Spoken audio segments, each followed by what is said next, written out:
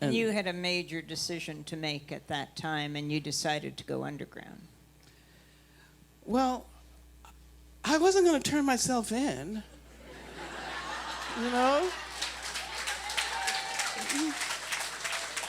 I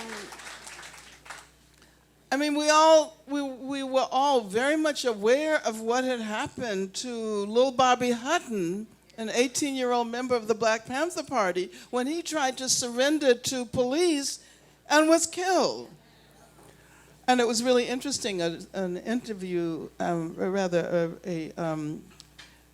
a study was done, a poll was taken of people in Los Angeles, in black communities.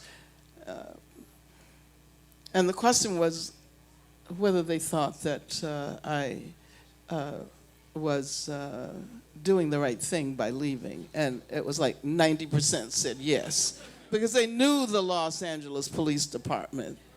And they knew how many people had been killed by the police department. So, you know, it never even crossed my mind to turn myself in at that time. I was thinking that you know, maybe at a more auspicious moment, you know, maybe if organizing were done, and I mean, I didn't get to do that because the FBI caught up with me, and I was actually captured by the FBI.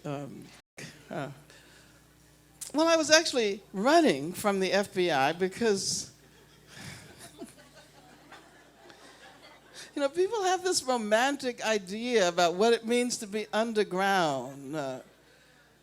But, you know, in a sense, I was almost relieved because every time I saw a white man in a suit, I assumed it was the FBI.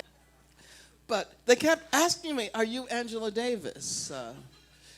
And, you know, I learned when I was a very young child not to talk to the FBI. You do not say anything to the FBI.